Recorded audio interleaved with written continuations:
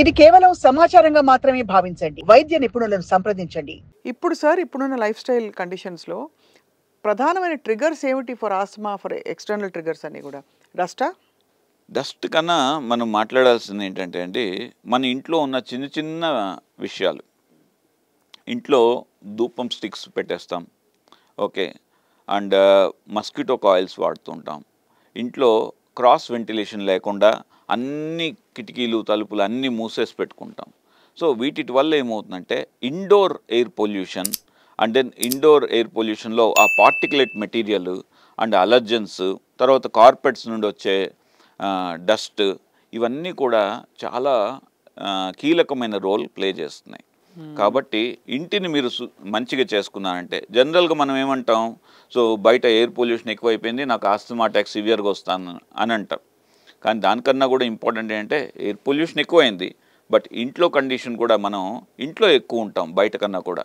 కాబట్టి ఇంట్లో కండిషన్స్ లేకపోతే ఆఫీస్లో కండిషన్స్ జాగ్రత్తగా చూసుకొని ఈ మస్కిటో కాయిల్స్ కానీ ఇన్సెన్స్ స్టిక్స్ కానీ మీకు ట్రిగర్ చేస్తున్నట్లయితే వాటికి దూరంగా ఉండడం చాలా చాలా ఇంపార్టెంట్. డాక్టర్ దగ్గరికి ఎప్పుడు వెళ్ళాలి సార్? బ్రీదింగ్ డిఫికల్టీ ఉండి ఆస్తమాకి మేబీ నాకు ఆస్తమా ఏమో అని అనుకునే అంటే ఒక పల్మనాలజిస్ట్గా నేను చెప్పడం లేదండి. ఎవరికైతే ఆస్తమా సస్పిషన్ ఉందో వాళ్ళు ఖచ్చితంగా డాక్టర్ దగ్గరికి వెళ్ళి చూపెట్టుకోవడం చాలా ఇంపార్టెంట్. సెకండ్ ఇంపార్టెంట్, వాళ్ళ ఆస్తమా కంప్లీట్గా కంట్రోల్ ఉన్నా కానీ ఓకే, ఒక పల్మనాలజిస్ట్ దగ్గర వెళ్ళి ఒక ఇయర్కి ఒక్కసారి వాళ్ళ ఈస్నోఫిల్స్ ఎలా ఉన్నాయి, ఐజీ లెవెల్స్ ఎలా ఉన్నాయి, అండ్ పల్మనరీ ఫంక్షన్ టెస్ట్లో FEV1 FVC అని అంటారు, ఇప్పుడు లేటెస్ట్గా ఫీనో అంటారు, FENO. సో ఇవి చెక్ చేసుకోవడం, ఇయర్కి ఒక్కసారైనా చెక్ చేసుకోవడం చాలా చాలా ఇంపార్టెంట్. సో కాబట్టి సిమ్టమ్స్ లేకపోయినా ఇయర్కి ఒకసారి, సిమ్టమాటిక్గా ఉండి, ఎగ్జాంపుల్ మీరు ఆల్రెడీ స్టెప్ 3, స్టెప్ 4, స్టెప్ 1 నుండి స్టెప్ 5 వరకు ట్రీట్మెంట్ ఉంటుందండి. దీనిలో ఆల్రెడీ స్టెప్ 3, స్టెప్ 4లో ఉన్న వాళ్ళు ఏంటంటే మీకు ప్రాబ్లం ఉన్నా లేకపోయినా 3 మంత్స్కి ఒకసారి మీరు మీ లంగ్ ఫంక్షన్ చెక్ చేయించుకొని మీ పల్మనాలజిస్ట్లో మీరు టచ్లో ఉండండి. How do we stay safe and keep our airways and lungs clean and safe? So పెట్టుకోండి. సో మీరందరూ ఓకే, ఈ ఆస్తమా ఉందంటే ఫస్ట్ భయపడద్దండి. ఆస్తమా ఉన్నవాళ్ళు ఎన్నో గోల్డ్ మెడల్లు, ఎన్నో అథ్లెటిక్ మెడల్స్ సంపాదించుకున్నారు ఒలింపిక్స్లో కూడా.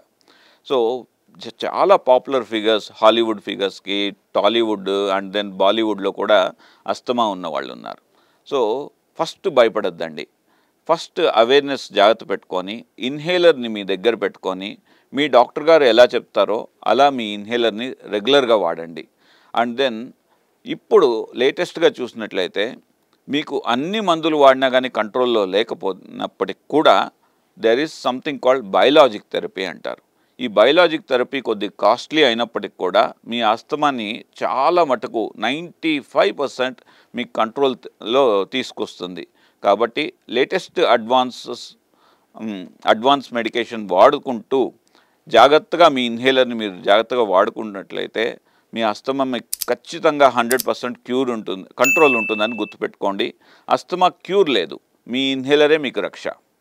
క్యూర్ లేదు కానీ ఖచ్చితంగా మీలాంటి గైడెన్స్ ఉన్నప్పుడు దాన్ని అదుపులో ఎలా పెట్టాలి, మళ్ళీ అటాక్ రాకుండా ఎలా కాపాడుకోవాలో ఒక డాక్టర్ పర్యవేక్షణ ఉండడం చాలా అవసరం, చాలా ఇంపార్టెంట్ అండి. దానిలో ఐ కెన్ టెల్, ఓకే, మీ యొక్క ఇన్హేలరే మీ యొక్క పల్మనాలజిస్ట్ అనుకోండి. సో దాన్ని ఎప్పుడు జాగ్రత్త పెట్టుకొని మీ పల్మనాలజిస్ట్ ఎలా చెప్తారో ఆ ఇన్హేలర్ని చక్కగా వాడినట్లయితే అసలు ఆస్తమాకి కంప్లీట్ కంట్రోల్ ఉంది. ద బిగ్గెస్ట్ థింగ్ ఏంటంటే మనకు ప్రపంచం మొత్తంలో చూసినంటే మనం అనుకున్నాం 11% of burden is in India అనుకుంటాం, కానీ ఆల్మోస్ట్ ప్రపంచం మొత్తంలో 40% of members are dying in India because of ఇది అన్నమాట. ఇప్పుడు అమెరికాలో 100 మెంబర్స్ ఆస్తమా ఉన్నారనుకోండి, వాళ్ళు డెత్ రేట్ ప్రాబ్లీ అరౌండ్ 2%, 3% ఉంటుంది. కానీ మన దగ్గర ఏమవుతున్నది 40% ఆఫ్ పీపుల్ ఆర్ డైయింగ్ అన్నమాట.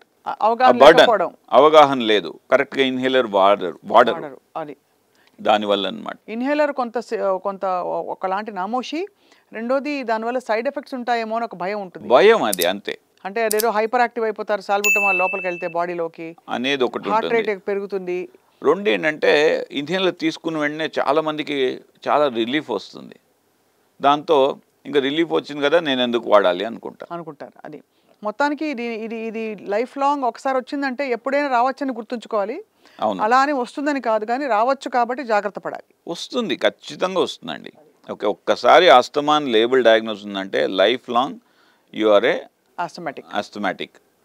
ఏ మందులు వాడాలి, ఎలా వాడాలి అనేది ఓకే టీవీ షోలు చూసి నేర్చుకోవద్దండి. మీ యొక్క డాక్టర్ని కలవండి. మీ డాక్టర్ ఏది ప్రిస్క్రైబ్ చేస్తే అది వాడండి.